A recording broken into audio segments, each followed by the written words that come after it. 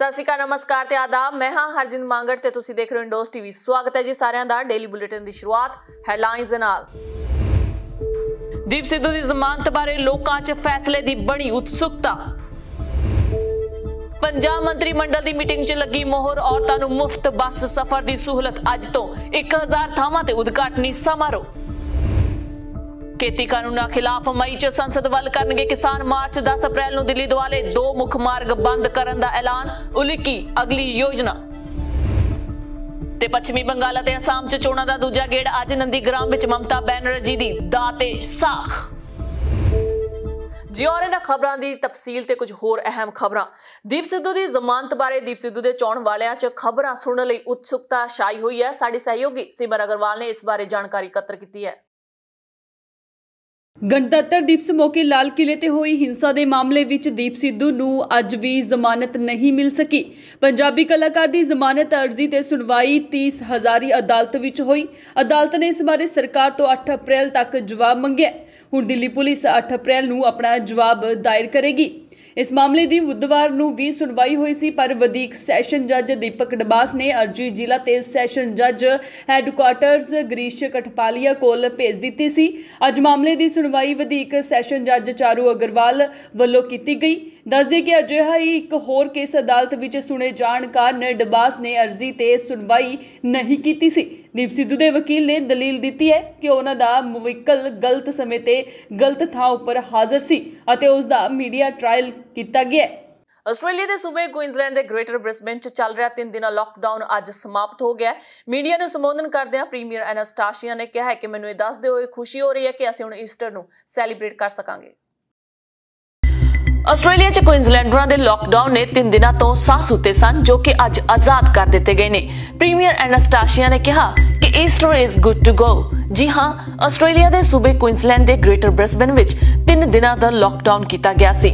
UK ਦੀ strain ਆਉਣ ਕਾਰਨ 2 cluster ਤਹਿਤ 10 ਕੇਸ ਆਏ ਸਨ। ਕੱਲ 2 ਕੇਸ ਰਿਕਾਰਡ ਕੀਤੇ ਗਏ, ਜੋ ਕਿ ਕਮਿਊਨਿਟੀ ਟ੍ਰਾਂਸਮਿਸ਼ਨ ਦਾ ਹੀ ਨਤੀਜਾ ਸੀ। ਪ੍ਰੀਮੀਅਰ ਨੇ ਕਿਹਾ ਕਿ ਇਹ ਚੰਗੀ ਖਬਰ ਹੈ ਕਿ 24 ਘੰਟਿਆਂ ਦੌਰਾਨ ਸਿਰਫ ਇੱਕ ਹੀ ਕੇਸ ਆਇਆ ਹੈ, ਜੋ ਕਿ ਕਮਿਊਨਿਟੀ ਟ੍ਰਾਂਸਮਿਸ਼ਨ ਨਾਲ ਹੀ ਸੰਬੰਧਿਤ ਹੈ, ਜਦਕਿ 9 ਹੋਟਲ ਕੁਆਰੰਟਾਈਨ ਦੇ ਕੇਸ ਨੇ। ਉਹਨਾਂ ਕਿਹਾ ਕਿ ਘੱਟ ਗਿਣਤੀ ਕੇਸਾਂ ਨੂੰ ਦੇਖਦੇ ਹੋਏ ਮੈਨੂੰ ਇਹ ਦੱਸਦੇ ਹੋਏ ਖੁਸ਼ੀ ਹੋ ਰਹੀ ਹੈ ਕਿ 5 ਵਜੇ ਸ਼ਾਮ ਨੂੰ ਲਾਕਡਾਊਨ ਖੁੱਲ ਗਿਆ ਹੈ।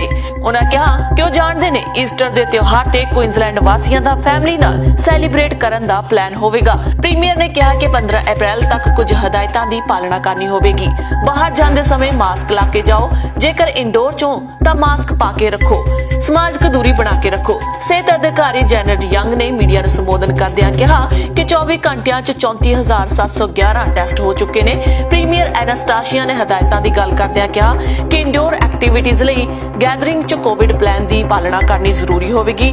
ਬਾਹਰ ਪ੍ਰੋਗਰਾਮ ਕਰਨ ਲਈ ਸੋਸ਼ਲ ਦੂਰੀ ਬਣਾ ਕੇ ਰੱਖਣੀ ਹੋਵੇਗੀ। ਜੇਕਰ ਸਮਾਜਿਕ ਦੂਰੀ ਨਹੀਂ ਬਣਾ ਸਕਦੇ ਤਾਂ ਮਾਸਕ ਜ਼ਰੂਰ ਪਹਿਨਣੇ ਹੋਣਗੇ। ਜੇਕਰ ਘਰ ਦੇ ਵਿੱਚ ਕੋਈ ਪ੍ਰੋਗਰਾਮ ਕਰ ਰਹੇ ਹੋ ਤਾਂ 30 ਬੰਦਿਆਂ ਤੱਕ ਦਾ ਇਕੱਠ ਹੋ ਸਕਦਾ ਹੈ। ਜੇਕਰ ਬਾਹਰ ਕੋਈ ਪ੍ਰੋਗਰਾਮ ਚੱਲ ਰਿਹਾ ਤਾਂ ਡਾਂਸ ਕਰਨ ਦੀ ਮਨਾਹੀ ਹੈ। ਪ੍ਰੀਮੀਅਰ ਐਨਾਸਟਾਸੀਆ ਨੇ ਕਿਹਾ ਕਿ ਕੁਈਨਜ਼ਲੈਂਡਰਾਂ ਦਾ ਬਹੁਤ-ਬਹੁਤ ਧੰਨਵਾਦ ਕਰਦੇ ਨੇ, ਜਿਨ੍ਹਾਂ ਨੇ 3 ਦਿਨਾਂ ਦੇ ਲਾਕਡਾਊਨ ਨੂੰ ਸਫਲ ਬਣਾਇਆ ਅਤੇ ਇਸੇ ਦਾ ਨਤੀਜਾ ਹੈ ਕਿ ਅੱਜ ਲਾਕਡਾਊਨ ਨੂੰ ਖੋਲ੍ਹਿਆ ਜਾ ਰਿਹਾ ਹੈ। Before we can lift the lockdown, those 2 preconditions is that there needed to be no unlinked community transmission, and the second was high testing rates. Well, I can also thank Queenslanders because Queenslanders have come out in their thousands to be tested. Thank you, thank you, thank you. There have been 34,711 tests, another record. So that is good news for Queensland, and Easter is good to go. So, in further good news, after discussions with Dr. Young and Police Commissioner and Deputy Police Commissioner, the lockdown will be lifted from 12 noon today. I understand a lot of families in the Greater Brisbane have made plans, and the last thing we want to see are accidents on our roads at 5 p.m. this afternoon into the evening. Australia ਆਪਣੀ ਰੱਖਿਆ ਸਮਰੱਥਾਵਾਂ ਨੂੰ ਵਧਾਉਣ ਲਈ America ਨਾਲ ਮਿਲ ਕੇ ਨਿਰੰਤਰ ਮਿਜ਼ਾਈਲਾਂ ਦਾ ਨਿਰਮਾਣ ਸ਼ੁਰੂ ਕਰੇਗਾ। ਪ੍ਰਧਾਨ ਮੰਤਰੀ ਸਕਾਟ ਮੋਰਿਸਨ ਨੇ ਕਿਹਾ ਹੈ ਕਿ ਬਦਲਦੇ ਹੋਏ ਗਲੋਬਲ ਮਾਹੌਲ ਨੂੰ ਦੇਖਦੇ ਹੋਏ ਉਹ ਮਿਜ਼ਾਈਲ ਨਿਰਮਾਣ ਲਈ ਹਥਿਆਰ ਨਿਰਮਾਤਾ ਦੇਸ਼ ਨਾਲ ਹਿੱਸੇਦਾਰੀ ਕਰੇਗਾ। ਇਸ ਨਾਲ ਰੋਜ਼ਗਾਰ ਦੇ ਹਜ਼ਾਰਾਂ ਮੌਕੇ ਪੈਦਾ ਹੋਣਗੇ ਅਤੇ ਨਿਰਯਾਤ ਦੇ ਮੌਕੇ ਵਧਣਗੇ। ਮੌਰਿਸਨ ਨੇ ਕਿਹਾ ਹੈ ਕਿ ਉਹਨਾਂ ਦਾ ਦੇਸ਼ ਰੱਖਿਆ ਤੇ ਸੁਰੱਖਿਆ ਉਦਯੋਗ ਵਿੱਚ 10 ਸਾਲ ਵਿੱਚ ਵੱਡੇ ਨਿਵੇਸ਼ ਦੀ ਯੋਜਨਾ ਦੇ ਤਹਿਤ 1 ਅਰਬ ਆਸਟ੍ਰੇਲੀਆਈ ਡਾਲਰ ਖਰਚੇਗਾ। ਉਹਨਾਂ ਨੇ ਕਿਹਾ ਹੈ ਕਿ ਆਸਟ੍ਰੇਲੀਆ ਦੇ ਲੋਕਾਂ ਨੂੰ ਸੁਰੱਖਿਅਤ ਰੱਖਣ ਲਈ ਆਸਟ੍ਰੇਲੀਆ ਦੀ ਧਰਤੀ ਤੇ ਸਾਡੀ ਆਪਣੀ ਸੁਤੰਤਰ ਸਮਰੱਥਾ ਨਿਰਮਾਣ ਜ਼ਰੂਰੀ ਹੈ। ਰੱਖਿਆ ਮੰਤਰੀ ਪੀਟਰ ਡਾਟਨ ਨੇ ਕਿਹਾ ਹੈ ਕਿ ਅਸੀਂ ਇਸ ਅਹਿਮ ਫੈਸਲੇ ਤੇ ਅਮਰੀਕਾ ਨਾਲ ਮਿਲ ਕੇ ਕੰਮ ਕਰਾਂਗੇ ਤਾਂ ਜੋ ਇਹ ਸਮਝਿਆ ਜਾ ਸਕੇ ਕਿਸ ਤਰ੍ਹਾਂ ਨਾਲ ਸਾਡਾ ਉਦਮ ਆਸਟ੍ਰੇਲੀਆ ਦੀਆਂ ਲੋੜਾਂ ਅਤੇ ਸਾਡੇ ਸਭ ਤੋਂ ਅਹਿਮ ਮਿਲਟਰੀ ਹਿੱਸੇਦਾਰ ਦੀਆਂ ਵੱਧਦੀਆਂ ਲੋੜਾਂ ਨੂੰ ਪੂਰਾ ਕਰ ਸਕਦਾ ਹੈ। ਉਹਨਾਂ ਕਿਹਾ ਹੈ ਕਿ ਆਸਟ੍ਰੇਲੀਆ ਵਿੱਚ ਹਥਿਆਰ ਨਿਰਮਾਣ ਨਾ ਸਿਰਫ ਉਹਨਾਂ ਦੀਆਂ ਸਮੱਸਿਆਵਾਂ ਨੂੰ ਵਧਾਏਗਾ ਸਗੋਂ ਇਹ ਵੀ ਯਕੀਨੀ ਕਰੇਗਾ ਕਿ ਗਲੋਬਲ ਸਪਲਾਈ ਲੜੀ ਵਿੱਚ ਕਿਸ ਤਰ੍ਹਾਂ ਦੀ ਰੁਕਾਵਟ ਆਉਣ ਤੇ ਵੀ ਉਹਨਾਂ ਦੇ ਦੇਸ਼ ਕੋਲ ਲੜਾਕੂ ਮੁਹਿੰਮਾਂ ਲਈ ਲੋੜੀਂਦੀ ਮਾਤਰਾ ਵਿੱਚ ਹਥਿਆਰ ਹੋਣ। ਦਿੱਲੀ ਸਿੱਖ ਗੁਰਦੁਆਰਾ ਪ੍ਰਬੰਧਕ ਕਮੇਟੀ ਦੀਆਂ ਚੋਣਾਂ 25 ਅਪ੍ਰੈਲ ਨੂੰ ਹੋਣਗੀਆਂ। ਇਹਨਾਂ ਚੋਣਾਂ ਵਿੱਚ ਹਿੱਸਾ ਲੈਣ ਲਈ ਸ਼੍ਰੋਮਣੀ ਅਕਾਲੀ ਦਲ ਬਾਦਲ ਨੂੰ ਬਾਲਟੀ ਚੋਣ ਨਿਸ਼ਾਨ ਹਾਈ ਕੋਰਟ ਵੱਲੋਂ ਅਲਾਟ ਕੀਤਾ ਗਿਆ ਹੈ। ਹਾਈ ਕੋਰਟ ਨੇ ਜਸਟਿਸ ਬਿਪਨ ਸੰਘੀ ਅਤੇ ਜਸਟਿਸ ਰੇਖਾ ਪੱਲੀ ਦੇ 2 ਮੈਂਬਰੀ ਬੈਂਚ ਨੇ ਬਾਦਲ ਧੜੇ ਨੂੰ ਇਹ ਚੋਣ ਨਿਸ਼ਾਨ ਅਲਾਟ ਕਰਨ ਦੇ ਹੁਕਮ ਦਿੱਤੇ ਨੇ। ਇਸ ਤੋਂ ਪਹਿਲਾਂ ਦਿੱਲੀ ਸਰਕਾਰ ਵੱਲੋਂ ਜਾਰੀ ਨੋਟੀਫਿਕੇਸ਼ਨ ਤਹਿਤ ਬਾਦਲ ਧੜੇ ਨੂੰ ਧਾਰਮਿਕ ਸੰਸਥਾ ਨਾ ਮੰਨਦੇ ਹੋਏ ਸ਼੍ਰੋਮਣੀ ਅਕਾਲੀ ਦਲ ਦਾ ਨਾਮ ਚੋਣ ਲੜਨ ਵਾਲੀ ਸੂਚੀ ਵਿੱਚੋਂ ਹਟਾ ਦਿੱਤਾ ਗਿਆ ਸੀ। ਉਂਝ 6 ਧੜਿਆਂ ਨੂੰ ਧਾਰਮਿਕ ਧਿਰ ਮੰਨਦੇ ਹੋਏ ਚੋਣ ਨਿਸ਼ਾਨ ਅਲਾਟ ਕਰ ਦਿੱਤੇ ਗਏ ਸਨ। ਦਿੱਲੀ ਸਰਕਾਰ ਨੇ ਗੁਰਦੁਆਰਾ ਚੋਣ ਡਾਇਰੈਕਟਰ ਵੱਲੋਂ ਜਾਰੀ ਨੋਟੀਫਿਕੇਸ਼ਨ ਤਹਿਤ ਐਕਟ 1974 ਦੇ ਨਿਯਮ 14 ਹੇਠ ਪੰਥਕ ਸੇਵਾ ਦਲ, ਆਮ ਅਕਾਲੀ ਦਲ, ਜਾਗੋ ਜਗ ਆਸਰਾ, ਗੁਰੂ ਓਟ ਜਥੇਦਾਰ ਸੰਤੋਖ ਸਿੰਘ, ਪੰਥਕ ਅਕਾਲੀ ਲਹਿਰ, ਸਿੱਖ ਸਦਭਾਵਨਾ ਦਲ ਅਤੇ ਸ਼੍ਰੋਮਣੀ ਅਕਾਲੀ ਦਲ ਦਿੱਲੀ ਨੂੰ ਧਾਰਮਿਕ ਧਿਰ ਮੰਨਿਆ ਗਿਆ ਹੈ। ਸ਼੍ਰੋਮਣੀ ਅਕਾਲੀ ਦਲ ਦਾ ਨਾਮ ਧਾਰਮਿਕ ਧਿਰ ਵਾਲੀ ਸੂਚੀ ਵਿੱਚ ਸ਼ਾਮਲ ਨਹੀਂ ਕੀਤਾ ਗਿਆ ਸੀ। ਦਿੱਲੀ ਕਮੇਟੀ ਦੀ ਲੀਗਲ ਸੈੱਲ ਦੇ ਚੇਅਰਮੈਨ ਜਗਦੀਪ ਸਿੰਘ ਕਾਲੋ ਨੇ ਦੱਸਿਆ ਕਿ ਹਾਈ ਕੋਰਟ ਨੇ ਧਾਰਮਿਕ ਪਾਰਟੀ ਦੀ ਪਰਿਭਾਸ਼ਾ ਬਾਰੇ ਵਿਰੋਧੀ ਧਿਰ ਅਤੇ ਦਿੱਲੀ ਸਰਕਾਰ ਤੋਂ ਜਾਣਕਾਰੀ ਮੰਗੀ ਸੀ। ਦਿੱਲੀ ਸਰਕਾਰ ਨੇ 10 ਮਾਰਚ ਨੂੰ ਹਲਫੀਆ ਬਿਆਨ ਦੇ ਕੇ ਦੱਸਿਆ ਸੀ ਕਿ ਬਾਲਟੀ ਚੋਣ ਨਿਸ਼ਾਨ ਸ਼੍ਰੋਮਣੀ ਅਕਾਲੀ ਦਲ ਬਾਦਲ ਨੂੰ ਉਮੀਦਵਾਰਾਂ ਨੂੰ ਅਲਾਟ ਹੋਇਆ ਹੈ। ਦਿੱਲੀ ਸਿੱਖ ਗੁਰਦੁਆਰਾ ਪ੍ਰਬੰਧਕ ਕਮੇਟੀ DSGMC ਦੀਆਂ ਚੋਣਾਂ ਲਈ ਨਾਮਜ਼ਦਗੀ ਪੱਤਰ ਦਾਖਲ ਕਰਨ ਦੀ ਪ੍ਰਕਿਰਿਆ ਸ਼ੁਰੂ ਹੋ ਗਈ ਹੈ ਅਤੇ ਉਮੀਦਵਾਰ 7 ਅਪ੍ਰੈਲ ਤੱਕ ਨਾਮਜ਼ਦਗੀ ਪੱਤਰ ਦਾਖਲ ਕਰ ਸਕਦੇ ਨੇ। ਨਾਮਜ਼ਦਗੀ ਪੱਤਰਾਂ ਦੀ ਪੜਤਾਲ 8 ਅਪ੍ਰੈਲ ਨੂੰ ਕੀਤੀ ਜਾਵੇਗੀ ਅਤੇ ਉਮੀਦਵਾਰ 10 ਅਪ੍ਰੈਲ ਤੱਕ ਨਾਮ ਵਾਪਸ ਲੈ ਸਕਦੇ ਨੇ। ਵੋਟਾਂ ਦੀ ਗਿਣਤੀ 28 ਅਪ੍ਰੈਲ ਨੂੰ ਕੀਤੀ ਜਾਵੇਗੀ। ਪੰਜਾਬ ਵਿੱਚ ਅੱਜ ਤੋਂ ਔਰਤਾਂ ਨੂੰ ਸਰਕਾਰੀ ਬੱਸ ਵਿੱਚ ਮੁਫਤ ਬੱਸ ਸਫ਼ਰ ਦੀ ਸਹੂਲਤ ਸ਼ੁਰੂ ਹੋ ਗਈ ਹੈ, ਜਿਸ ਦਾ ਫਾਇਦਾ ਰਾਜ ਭਰ ਦੀਆਂ ਕਰੀਬ 1.31 ਕਰੋੜ ਔਰਤਾਂ ਨੂੰ ਹੋਵੇਗਾ। ਅੱਜ ਵੱਖ-ਵੱਖ 1000 ਥਾਵਾਂ ਉੱਤੇ ਉਦਘਾਟਨੀ ਸਮਾਰੋਹ ਹੋ ਰਹੇ ਨੇ। ਪੰਜਾਬ ਵਿੱਚ ਅੱਜ ਔਰਤਾਂ ਨੂੰ ਸਰਕਾਰੀ ਬੱਸਾਂ ਵਿੱਚ ਮੁਫਤ ਬੱਸ ਸਫ਼ਰ ਦੀ ਸਹੂਲਤ ਹੋ ਰਹੀ ਹੈ, ਜਿਸ ਦਾ ਫਾਇਦਾ ਰਾਜ ਭਰ ਦੀਆਂ ਕਰੀਬ 131 ਕਰੋੜ ਔਰਤਾਂ ਲੜਕੀਆਂ ਨੂੰ ਹੋਵੇਗਾ। ਜੀ ਹਾਂ, ਮੁੱਖ ਮੰਤਰੀ ਅਮਰਿੰਦਰ ਸਿੰਘ ਦੀ ਅਗਵਾਈ ਹੇਠਲੀ ਪੰਜਾਬ ਸਰਕਾਰ ਵੱਲੋਂ ਆਪਣੇ ਕਾਰਜਕਾਲ ਦੇ ਆਖਰੀ ਵਰ੍ਹੇ ਦੌਰਾਨ ਔਰਤਾਂ ਨੂੰ ਮੁਫਤ ਬੱਸ ਸਫ਼ਰ ਦੀ ਸਹੂਲਤ ਦਿੱਤੀ ਗਈ ਹੈ। ਪੰਜਾਬ ਮੰਤਰੀ ਮੰਡਲ ਦੀ ਮੀਟਿੰਗ ਵਿੱਚ ਇਸ ਸਹੂਲਤ ਤੇ ਮਨਜ਼ੂਰੀ ਦੀ ਮੋਹਰ ਲਗਾ ਦਿੱਤੀ ਗਈ ਹੈ। ਪੰਜਾਬ ਸਰਕਾਰ ਵੱਲੋਂ ਮੁਫਤ ਬੱਸ ਸਹੂਲਤ ਦੇ ਉਦਘਾਟਨੀ ਸਮਾਰੋਹ ਧੂਮਧਾਮ ਨਾਲ ਕੀਤੇ ਜਾਣਗੇ। ਮੁੱਖ ਮੰਤਰੀ ਅਮਰਿੰਦਰ ਵੀਡੀਓ ਕਾਨਫਰੰਸਿੰਗ ਰਾਹੀਂ ਪੰਜਾਬ ਭਰ ਦੇ ਉਹਨਾਂ ਪਿੰਡੂ ਅਤੇ ਸ਼ਹਿਰੀ ਪੁਆਇੰਟਾਂ ਨਾਲ ਜੁੜਨਗੇ ਜਿੱਥੇ ਕਿ ਮੁਫਤ ਬੱਸ ਸੇਵਾ ਦੇ ਉਦਘਾਟਨੀ ਪ੍ਰੋਗਰਾਮ ਹੋਣਗੇ। ਪੰਜਾਬ ਸਰਕਾਰ ਵੱਲੋਂ ਡਿਪਟੀ ਕਮਿਸ਼ਨਰ ਨੂੰ ਪੱਤਰ ਜਾਰੀ ਕਰ ਦਿੱਤਾ ਗਿਆ ਹੈ। ਮੁਫਤ ਬੱਸ ਸੇਵਾ ਦੇ ਉਦਘਾਟਨ ਸੰਸਦ ਮੈਂਬਰ, ਵਿਧਾਇਕ, ਮੇਅਰ, ਜ਼ਿਲ੍ਹਾ ਪਰਿਸ਼ਦ ਦੇ ਚੇਅਰਮੈਨ, ਡਿਪਟੀ ਕਮਿਸ਼ਨਰ ਅਤੇ SDM ਕਰਨਗੇ। ਪੰਜਾਬ ਭਰ ਵਿੱਚ ਕਰੀਬ 1000 ਥਾਵਾਂ ਤੇ ਉਦਘਾਟਨੀ ਸਮਾਰੋਹ ਰੱਖੇ ਗਏ ਨੇ। ਸਿਆਸੀ ਲਾਹੇ ਲਈ ਸਰਕਾਰ ਅੱਜ ਪੂਰਾ ਦਿਨ ਸਰਗਰਮ ਰਹੇਗੀ। ਜ਼ਿਕਰਯੋਗ ਹੈ ਕਿ ਮੁੱਖ ਮੰਤਰੀ ਨੇ 5 ਮਾਰਚ ਨੂੰ ਵਿਧਾਨ ਸਭਾ ਵਿੱਚ ਔਰਤਾਂ ਨੂੰ ਮੁਫਤ ਸਫ਼ਰ ਦੀ ਸਹੂਲਤਾਂ ਦੇਣ ਦੀ ਯੋਜਨਾ ਦਾ ਐਲਾਨ ਕੀਤਾ ਸੀ। ਇਸ ਸਕੀਮ ਤਹਿਤ ਔਰਤਾਂ PEPSU road transport corporation, Punjab roadways buses ਤੇ ਸਥਾਨਕ ਸਰਕਾਰਾਂ ਵੱਲੋਂ ਚਲਾਈ ਜਾਂਦੀ ਸਿਟੀ ਬੱਸ ਸਰਵਿਸ ਵਿੱਚ ਮੁਫਤ ਸਫ਼ਰ ਕਰ ਸਕਣਗੀਆਂ, ਜਦੋਂ ਕਿ ਸਕੀਮ ਸਰਕਾਰੀ AC ਬੱਸਾਂ, ਵੋਲਵੋ ਬੱਸਾਂ ਤੇ HVAC ਬੱਸਾਂ ਵਿੱਚ ਲਾਗੂ ਨਹੀਂ ਹੋਵੇਗੀ। ਸਫ਼ਰ ਦੌਰਾਨ ਪੰਜਾਬ ਦੀ ਰਿਹਾਇਸ਼ ਦੇ ਸਬੂਤ ਵਜੋਂ ਆਧਾਰ ਕਾਰਡ, ਵੋਟਰ ਕਾਰਡ ਜਾਂ ਕੋਈ ਹੋਰ ਦਸਤਾਵੇਜ਼ ਲੋੜੀਂਦਾ ਹੋਵੇਗਾ। ਪੰਜਾਬ ਸਰਕਾਰ ਦੇ ਮੁਲਾਜ਼ਮ ਜਿਹੜੇ ਚੰਡੀਗੜ੍ਹ ਰਹਿੰਦੇ ਨੇ, ਉਹਨਾਂ ਦੀਆਂ ਪਰਿਵਾਰਕ ਮੈਂਬਰ ਔਰਤਾਂ ਜਾਂ ਚੰਡੀਗੜ੍ਹ ਰਹਿਣ ਵਾਲੀਆਂ ਪੰਜਾਬ ਸਰਕਾਰ ਦੀਆਂ ਮੁਲਾਜ਼ਮ ਔਰਤਾਂ ਵੀ ਇਸ ਮੁਫਤ ਬੱਸ ਸਫ਼ਰ ਸਹੂਲਤ ਦਾ ਫਾਇਦਾ ਉਠਾ ਸਕਦੀਆਂ ਨੇ, ਫਿਰ ਭਾਵੇਂ ਉਹ ਕਿਸੇ ਵੀ ਉਮਰ ਵਰਗ ਜਾਂ ਆਮਦਨ ਦੇ ਘੇਰੇ ਵਿੱਚ ਆਉਂਦੀਆਂ ਹੋਣ। ਇਹ ਸਕੀਮ ਔਰਤਾਂ ਨੂੰ ਸਰਕਾਰੀ ਟਰਾਂਸਪੋਰਟ ਦੀ ਵਰਤੋਂ ਕਰਨ ਲਈ ਉਤਸ਼ਾਹਿਤ ਕਰੇਗੀ। ਮੇਰਾ ਨਾਮ ਸੋਨੀਆ।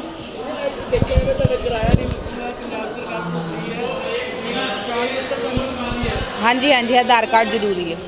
ਆਧਾਰ ਕਾਰਡ ਜ਼ਰੂਰੀ ਹੈ, ਉਹ ਦਿਖਾ ਕੇ ਫਿਰ ਜਾਣਾ। ਲੈਣ ਗਏ ਹਸਬੈਂਡ ਘਰੇ। ਹਾਂਜੀ। ਸਰਕਾਰ ਦੇ ਉਪਰਾਲੇ ਨੂੰ ਕਿਵੇਂ ਦੇ ਦਿਓ? ਵਧੀਆ ਹੈ ਜੀ, ਬਹੁਤ ਵਧੀਆ ਹੈ ਜੀ। ਕਿਰਾਇਆ ਹੋ ਗਿਆ, ਆਪਣੇ ਬੰਦਾ ਜਾ ਸਕਦਾ, ਆ ਸਕਦਾ, ਲੇਡੀਜ਼ ਆਰਾਮ ਨਾਲ। ਕਿਹੜੀ ਜਗ੍ਹਾ ਜਾ ਰਹੇ? ਅਸੀਂ ਹਿਸਾਰ ਜਾ ਰਹੇ ਹਾਂ, ਹਿਸਾਰ ਹਰਿਆਣੇ।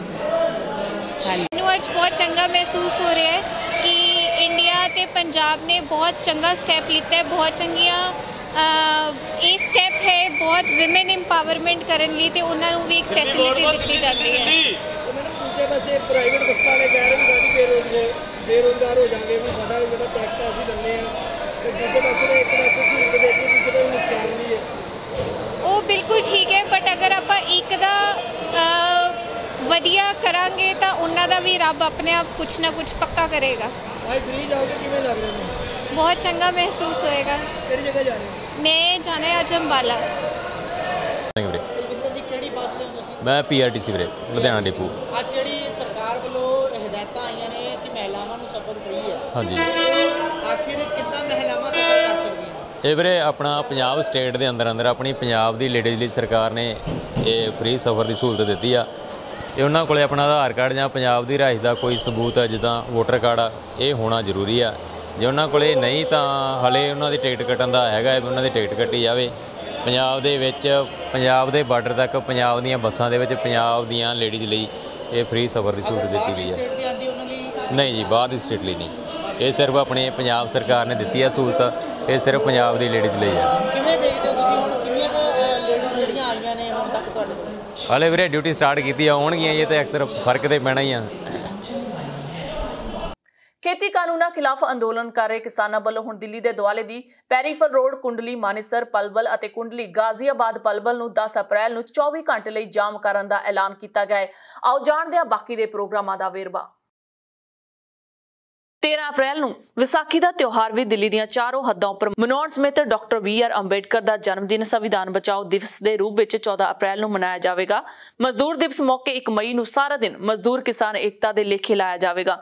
ਪੰਜਾਬ ਦੀਆਂ 32 ਕਿਸਾਨ ਯੂਨੀਅਨ ਦੇ ਸੰਯੁਕਤ ਕਿਸਾਨ ਮੋਰਚੇ ਨਾਲ ਜੁੜੀਆਂ ਸਾਰੀਆਂ ਜਥੇਬੰਦੀਆਂ ਵੱਲੋਂ 5 ਅਪ੍ਰੈਲ ਨੂੰ ਕੌਮੀ ਪੱਧਰ ਤੇ FCI ਦਫ਼ਤਰਾਂ ਦਾ ਘਿਰਾਓ ਕਰਨ ਲਈ ਸਿੰਘੂ ਬਾਰਡਰ ਤੇ ਹਾਜ਼ਰ ਕਿਸਾਨ ਆਗੂਆਂ ਨੇ ਬੈਠਕ ਕਰਕੇ ਚਰਚਾ ਕੀਤੀ ਹੈ। ਮਈ ਦੇ ਪਹਿਲੇ ਹਫ਼ਤੇ ਸੰਸਦ ਵੱਲ ਮਾਰਚ ਵੀ ਕੀਤਾ ਜਾਵੇਗਾ। ਕੱਲ ਕੀਤੀ ਗਈ ਮੀਟਿੰਗ ਵਿੱਚ ਕਿਸਾਨ ਆਗੂਆਂ ਨੇ ਦੱਸਿਆ ਕਿ ਮੋਰਚੇ ਦੀ ਅਗਵਾਈ ਹੇਠ ਸੰਸਦ ਮਾਰਚ ਮਈ ਦੇ ਪਹਿਲੇ 15 ਵਾੜੇ ਵਿੱਚ ਕੀਤਾ ਜਾਵੇਗਾ। ਇਸ ਵਿੱਚ ਔਰਤਾਂ, ਦਲਿਤ, ਆਦੀਵਾਸੀ, ਬਹੁਜਨ, ਬੇਰੁਜ਼ਗਾਰ ਨੌਜਵਾਨ ਅਤੇ ਸਮਾਜ ਦਾ ਹਰ ਵਰਗ ਸ਼ਾਮਲ ਹੋਵੇਗਾ। ਸ਼ਾਂਤਮਈ ਲੋਕ ਆਪਣੇ ਵਾਹਨਾਂ ਵਿੱਚ ਆਪਣੇ ਪਿੰਡਾਂ ਤੋਂ ਦਿੱਲੀ ਦੀਆਂ ਸਰਹੱਦਾਂ ਤੱਕ ਆਉਣਗੇ। ਇਸ ਤੋਂ ਬਾਅਦ ਦਿੱਲੀ ਦੀਆਂ ਕਈ ਹੱਦਾਂ ਤੋਂ ਸੰਸਦ ਤੱਕ ਪੈਦਲ ਮਾਰਚ ਕੀਤਾ ਜਾਵੇਗਾ। ਨਿਰਧਾਰਤ ਤਰੀਕ ਦਾ ਐਲਾਨ ਆਉਣ ਵਾਲੇ ਦਿਨਾਂ ਵਿੱਚ ਕੀਤਾ ਜਾਵੇਗਾ। ਆਗੂਆਂ ਨੇ ਤ੍ਰਿਵੇਂਦਰਮ ਵਿੱਚ ਭਾਜਪਾ NDA ਨੂੰ ਵੋਟ ਨਾ ਪਾਉਣ ਦਾ ਬੈਨਰ ਫੜ ਕੇ ਖੜੇ ਕਿਸਾਨ ਆਗੂ ਬੀਜੂ ਤੇ ਹੋਰਾਂ ਤੇ ਭਾਜਪਾ RSS ਦੇ ਵਰਕਰਾਂ ਵੱਲੋਂ ਹਮਲਾ ਕਰਨ ਦੀ ਨਿਖੇਧੀ ਕੀਤੀ ਹੈ। ਮਿੱਟੀ ਸੱਤਿਆਗ੍ਰਹਿ ਯਾਤਰਾ ਦਾ ਉਮਰਾਚੀ ਵਿੱਚ ਸਵਾਗਤ ਕੀਤਾ ਗਿਆ। ਮਿੱਟੀ ਸੱਤਿਆਗ੍ਰਹਿ ਦੂਜੀ ਯਾਤਰਾ ਆਗੂ ਮੇਧਾ ਪਾਟਕਰ ਦੀ ਅਗਵਾਈ ਵਿੱਚ ਮੱਧ ਪ੍ਰਦੇਸ਼ ਦੇ ਬੜਵਾਨੀ ਦੇ ਰਾਜਘਾਟ ਤੋਂ ਸ਼ੁਰੂ ਕੀਤੀ ਗਈ। ਨਰਮਦਾ ਘਾਟੀ ਦੇ ਕਿਸਾਨ ਮਜ਼ਦੂਰ ਮਸ਼ੇਰੇ ਗਾਂਧੀ ਸਮਾਧੀ ਰਾਜਘਾਟ ਤੋਂ ਵਰਬਾਨੀ ਤੋਂ ਰਤਮਾਲ ਮੰਦਸੌਰ ਹੁੰਦੇ ਹੋਏ ਰਾਜਸਥਾਨ ਵਿੱਚ, ਜਿੱਥੇ ਦੋਵੇਂ ਯਾਤਰਾਵਾਂ ਮਿਲਣਗੀਆਂ ਅਤੇ ਦਿੱਲੀ ਸਰਹੱਦ ਸ਼ਾਹਜਹਾਂਪੁਰ, ਟਿਕਰੀ, ਗਾਜ਼ੀਪੁਰ ਵੱਲ ਵਧਣਗੇ।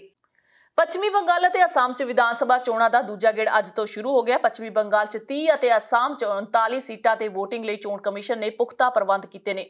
ਪੱਛਮੀ ਬੰਗਾਲ 'ਚ ਨੰਦੀਗ੍ਰਾਮ ਸੀਟ ਤੇ ਵੀ ਅੱਜ ਵੋਟਾਂ ਪੈਣਗੀਆਂ, ਜਿੱਥੇ ਮੁੱਖ ਮੰਤਰੀ ਮਮਤਾ ਬੈਨਰਜੀ ਦੀ ਸਾਖ ਦਾਅ ਤੇ ਲੱਗੀ ਹੈ। ਭਾਜਪਾ ਨੇ ਤ੍ਰਿਣਮੂਲ ਕਾਂਗਰਸ ਛੱਡ ਕੇ ਪਾਰਟੀ 'ਚ ਆਏ ਚੰਬੇਦੂ ਅਧਿਕਾਰੀ ਨੂੰ ਚੋਣ ਮੈਦਾਨ 'ਚ ਉਤਾਰਿਆ। ਨੰਦੀਗ੍ਰਾਮ ਵਕਾਰ ਵਾਲੀ ਸੀਟ ਹੈ, ਕਿਉਂਕਿ ਇਸੇ ਖਿੱਤੇ 'ਚ 2007 'ਚ ਜ਼ਮੀਨ ਅਕਵਾਇਰ ਖਿਲਾਫ ਅੰਦੋਲਨ ਕਰਕੇ ਮਮਤਾ ਬੈਨਰਜੀ ਨੇ 2011 'ਚ ਪੱਛਮੀ ਬੰਗਾਲ ਦੀ ਸੱਤਾ ਸੰਭਾਲੀ ਸੀ। ਪੱਛਮੀ ਬੰਗਾਲ ਦੇ ਪੂਰਬਾ ਮੇਦਨੀਪੁਰ, ਪੱਛਮ ਮੇਦਨੀਪੁਰ, ਸਾਊਥ 24 ਪਰਗਨਾ ਅਤੇ ਬਾਂਕੂਰਾ ਜ਼ਿਲ੍ਹਿਆਂ 'ਚ ਕੇਂਦਰੀ ਬਲਾਂ ਦੀਆਂ ਕਰੀਬ 700 ਕੰਪਨੀਆਂ ਤਾਇਨਾਤ ਕੀਤੀਆਂ ਗਈਆਂ ਨੇ। ਉਧਰ ਅਸਾਮ 'ਚ ਚੋਣਾਂ ਦਾ ਦੂਜਾ ਗੇੜ ਅਮਨ ਅਮਾਨ ਨਾਲ ਨੇਪਰੇ ਚਾੜਨ ਲਈ ਕੇਂਦਰੀ ਬਲਾਂ ਦੀਆਂ 500 ਤੋਂ ਜ਼ਿਆਦਾ ਕੰਪਨੀਆਂ ਤਾਇਨਾਤ ਕੀਤੀਆਂ ਗਈਆਂ ਨੇ। ਪੱਛਮੀ ਬੰਗਾਲ ਵਿੱਚ ਫਸਵੀਂ ਟੱਕਰ ਦਾ ਸਾਹਮਣਾ ਕਰ ਰਹੀ ਤ੍ਰਿਣਮੂਲ ਕਾਂਗਰਸ ਅਤੇ ਉਸ ਦੀ ਸੁਪਰੀਮੋ ਮਮਤਾ ਬੈਨਰਜੀ ਨੇ ਕਾਂਗਰਸ ਪ੍ਰਧਾਨ ਸੋਨੀਆ ਗਾਂਧੀ ਸਮੇਤ ਹੋਰ ਗੈਰ ਭਾਜਪਾਈ ਆਗੂਆਂ ਨੂੰ ਪੱਤਰ ਲਿਖ ਕੇ ਭਾਜਪਾ ਦੇ ਲੋਕਤੰਤਰ ਤੇ ਹਮਲੇ ਦਾ ਮੁੱਦਾ ਉਠਾਉਂਦਿਆਂ ਦੋਸ਼ ਲਗਾਇਆ ਕਿ ਆਜ਼ਾਦੀ ਤੋਂ ਬਾਅਦ ਕੇਂਦਰ ਅਤੇ ਸੂਬਿਆਂ ਦੇ ਸੰਬੰਧਾਂ 'ਚ ਇਸ ਵੇਲੇ ਸਭ ਤੋਂ ਜ਼ਿਆਦਾ ਨਿਗਾਰ ਆਇਆ ਹੈ। ਮਮਤਾ ਬੈਨਰਜੀ ਵੱਲੋਂ ਲਿਖੀ ਗਈ ਚਿੱਠੀ ਨੂੰ ਭਾਜਪਾ ਦਾ ਵਿਰੋਧ ਕਰਨ ਵਾਲੀਆਂ ਸਾਰੀਆਂ ਪਾਰਟੀਆਂ ਨੂੰ ਆਪਣੇ ਨਾਲ ਇਕਜੁੱਟਤਾ ਦਿਖਾਉਣ ਦੀ ਕੋਸ਼ਿਸ਼ ਵਜੋਂ ਦੇਖਿਆ ਜਾ ਰਿਹਾ ਹੈ, ਕਿਉਂਕਿ ਭਾਜਪਾ ਵੱਲੋਂ ਉਹਨਾਂ ਨੂੰ ਸੱਤਾ ਤੋਂ ਲਾਂਭੇ ਕਰਨ ਲਈ ਪੱਛਮੀ ਬੰਗਾਲ 'ਚ ਤਿੱਖਾ ਪ੍ਰਚਾਰ ਕੀਤਾ ਜਾ ਰਿਹਾ ਹੈ। ਮਮਤਾ ਬੈਨਰਜੀ ਨੇ ਸੱਦਾ ਦਿੱਤਾ ਕਿ ਭਾਜਪਾ ਖਿਲਾਫ ਜੰਗ 'ਚ ਸਾਰੀਆਂ ਪਾਰਟੀਆਂ ਸਹਿਯੋਗ ਦੇਣ ਅਤੇ ਉਹ ਲੋਕਾਂ ਲਈ ਢੁਕਵੇਂ ਬਦਲ ਵਜੋਂ ਅੱਗੇ ਆਉਣ। ਉਹਨਾਂ ਕਿਹਾ ਕਿ ਵਿਧਾਨ ਸਭਾ ਚੋਣਾਂ ਮਗਰੋਂ ਇਸ ਮੁੱਦੇ ਤੇ ਅੱਗੇ ਯੋਜਨਾ ਬਣਾਈ ਜਾ ਸਕਦੀ ਹੈ। ਸੂਬੇ 'ਚ ਦੂਜੇ ਗੇੜ ਦੀਆਂ ਚੋਣਾਂ ਤੋਂ ਪਹਿਲਾਂ ਮਮਤਾ ਬੈਨਰਜੀ ਵੱਲੋਂ ਲਿਖੇ ਗਏ ਪੱਤਰ ਨੂੰ ਤ੍ਰਿਣਮੂਲ ਕਾਂਗਰਸ ਨੇ ਜਾਰੀ ਕਰ ਦਿੱਤਾ ਹੈ। ਉਹਨਾਂ ਲਿਖਿਆ ਕਿ ਗੈਰ ਭਾਜਪਾਈ ਸੂਬਿਆਂ 'ਚ ਭਗਮਾ ਪਾਰਟੀ ਦੀ ਅਗਵਾਈ ਹੇਠਲੀ ਕੇਂਦਰ ਸਰਕਾਰ ਦੀਆਂ ਕਾਰਵਾਈਆਂ ਕਾਰਨ ਉਹਨਾਂ ਨੂੰ ਨੁਕਸਾਨ ਭੁਗਤਣਾ ਪਿਆ ਹੈ। ਮਮਤਾ ਨੇ ਕਿਹਾ ਕਿ ਮੈਂ ਇਹ ਪੱਤਰ ਤੁਹਾਨੂੰ ਅਤੇ ਹੋਰ ਗੈਰ ਭਾਜਪਾਈ ਪਾਰਟੀਆਂ ਦੇ ਕਈ ਆਗੂਆਂ ਨੂੰ ਲਿਖਿਆ ਹੈ ਤਾਂ ਜੋ ਮੈਂ ਭਾਜਪਾ ਅਤੇ ਉਸ ਦੀ ਅਗਵਾਈ ਹੇਠਲੀ ਕੇਂਦਰ ਸਰਕਾਰ ਵੱਲੋਂ ਲੋਕਤੰਤਰ ਅਤੇ ਸੰਵਿਧਾਨਿਕ ਸੰਘਵਾਦ ਤੇ ਕੀਤੇ ਜਾ ਰਹੇ ਹਮਲਿਆਂ ਤੇ ਆਪਣਾ ਫਿਕਰ ਜਤਾ ਸਕਾਂ। ਉਹਨਾਂ ਦੋਸ਼ ਲਗਾਇਆ ਕਿ ਕੇਂਦਰ ਸਰਕਾਰ ਜਾਣਬੁੱਝ ਕੇ ਸੂਬਿਆਂ ਦੇ ਫੰਡ ਰੋਕ ਰਹੀ ਹੈ। ਇਸ ਤੋਂ ਇਲਾਵਾ ਜਾਂਚ ਏਜੰਸੀਆਂ ਦੀ ਦੁਰਵਰਤੋਂ ਕੀਤੀ ਜਾ ਰਹੀ ਹੈ। ਉਹਨਾਂ ਕੌਮੀ ਰਾਜਧਾਨੀ ਖੇਤਰ ਦਿੱਲੀ ਸੋਧ ਬਿੱਲ ਵੱਲੋਂ ਪਾਸ ਕੀਤੇ ਜਾਣ ਦਾ ਹਵਾਲਾ ਦਿੰਦਿਆਂ ਕਿਹਾ ਕਿ ਇਹ ਘਟਨਾ ਬਹੁਤ ਜ਼ਿਆਦਾ ਫਿਕਰ ਕਰਨ ਵਾਲੀ ਹੈ। ਇਸ ਕਾਨੂੰਨ ਰਾਹੀਂ ਕੇਂਦਰ ਦੀ ਭਾਜਪਾ ਸਰਕਾਰ ਨੇ ਲੋਕਾਂ ਵੱਲੋਂ ਦਿੱਲੀ 'ਚ ਚੁਣੀ ਗਈ ਸਰਕਾਰ ਤੋਂ ਸਾਰੀਆਂ ਤਾਕਤਾਂ ਖੋਹ ਕੇ ਲੈਫਟੀਨੈਂਟ ਗਵਰਨਰ ਦੇ ਹੱਥਾਂ 'ਚ ਸੌਂਪ ਦਿੱਤੀਆਂ ਨੇ। ਲੈਫਟੀਨੈਂਟ ਗਵਰਨਰ ਨੂੰ ਦਿੱਲੀ ਦਾ ਅਣਐਲਾਨਿਆ ਵਾਇਸਰਾਏ ਥਾਪ ਦਿੱਤਾ ਹੈ ਜੋ ਕਿ ਗ੍ਰਹਿ ਮੰਤਰੀ ਅਤੇ ਪ੍ਰਧਾਨ ਮੰਤਰੀ ਦੇ ਨੁਮਾਇੰਦੇ ਵਜੋਂ ਕੰਮ ਕਰੇਗਾ। 3 ਪੰਨਿਆਂ ਦੇ ਇਸ ਚਿੱਠੀ ਵਿੱਚ ਮਮਤਾ ਬੈਨਰਜੀ ਵੱਲੋਂ ਕਾਂਗਰਸ ਪ੍ਰਧਾਨ ਸੋਨੀਆ ਗਾਂਧੀ, NCP ਦੇ ਸ਼ਰਦ ਪਵਾਰ, DMK ਦੇ MK ਸਟਾਲਿਨ, समाजवादी पार्टी दे अखिलेश यादव, RJD दे तेजस्वी यादव, शिव सेना दे उधम ठाकरे, JMM दे हेमंत सोरेन, आप दे अरविंद केजरीवाल, BJD दे नवीन पटनायक, VRS कांग्रेस दे जगन रेड्डी, नैशनल कॉन्फ्रेंस दे फारूक अब्दुल्ला, PDP दी महबूबा मुफ्ती अते CPI दे दीपाकर भट्टाचार्य नूं संबोधन करदियां लिखी गई है। चिट्ठी 'ਚ ਉਹਨਾਂ ਕਿਹਾ ਕਿ ਆਪ ਤੋਂ 2014 ਤੇ 2019 ਚ ਚੋਣਾਂ ਹਾਰਨ ਦੇ ਬਾਵਜੂਦ ਭਾਜਪਾ ਲੋਕਾਂ ਦੇ ਫਤਵੇ ਨੂੰ ਸਵੀਕਾਰ ਨਹੀਂ ਕਰ ਰਹੀ ਹੈ। ਤੇ ਆਖਿਰ ਵਿੱਚ ਦਰਸ਼ਕਾਂ ਨੂੰ ਦੱਸ ਦਈਏ ਕਿ 33ਵੀਆਂ ਸਾਲਾਨਾ ਸਿੱਖ ਖੇਡਾਂ ਆਸਟ੍ਰੇਲੀਆ ਭਰ ਵਿੱਚ ਕੱਲ ਸ਼ੁਰੂ ਹੋਣ ਜਾ ਰਹੀਆਂ ਨੇ। ਇਹ ਖੇਡਾਂ ਇਸ ਸਾਲ ਪਰਥ ਵਿੱਚ ਸ਼ੁਰੂ ਹੋ ਰਹੀਆਂ ਸਨ। ਕੋਵਿਡ-19 ਕਾਰਨ ਹੁਣ ਇਹ ਖੇਡਾਂ ਆਸਟ੍ਰੇਲੀਆ ਦੇ ਹਰ ਸੂਬੇ ਵਿੱਚ ਖੇਡੀਆਂ ਜਾਣਗੀਆਂ। ਇਹ ਖੇਡਾਂ ਪਰਥ ਦੀਆਂ ਸਾਲਾਨਾ ਖੇਡਾਂ ਨੂੰ ਸਮਰਪਿਤ ਹੋਣਗੀਆਂ। ਬ੍ਰਿਸਬੇਨ ਵਿੱਚ ਇਹ ਖੇਡਾਂ ਕੱਲ यानी कि शुक्रवार ਨੂੰ ਆਰੰਭ ਹੋਣਗੀਆਂ ਅਤੇ ਸ਼ਨੀਵਾਰ ਨੂੰ ਸਮਾਪਤ ਹੋਣਗੀਆਂ। ਪ੍ਰਬੰਧਕਾਂ ਵੱਲੋਂ ਇਹਨਾਂ ਖੇਡਾਂ ਲਈ ਦਰਸ਼ਕਾਂ ਨੂੰ ਖੁੱਲਾ ਸੱਦਾ ਦਿੱਤਾ ਜਾ ਰਿਹਾ ਹੈ, ਪਰ ਕਿਸੇ ਕਾਰਨ ਜੇਕਰ ਤੁਸੀਂ ਖੇਡਾਂ ਵਿੱਚ ਨਾ ਆ ਸਕੋ ਤਾਂ ਇੰਡੋਸ ਟੀਵੀ ਵੱਲੋਂ ਤੁਹਾਨੂੰ ਲਾਈਵ ਕਵਰੇਜ ਦਿਖਾਈ ਜਾਵੇਗੀ ਜਿਸ ਦਾ ਤੁਸੀਂ ਘਰ ਬੈਠੇ ਆਨੰਦ ਮਾਣ ਸਕਦੇ ਹੋ। ਨਵੇਂ ਤੇ ਤਾਜ਼ਾ ਖਬਰਾਂ ਲਈ ਦੇਖਦੇ ਰਹੋ ਇੰਡੋਸ ਟੀਵੀ ਆਸਟ੍ਰੇਲੀਆ। ਇਜਾਜ਼ਤ ਦਿਓ, ਧੰਨਵਾਦ।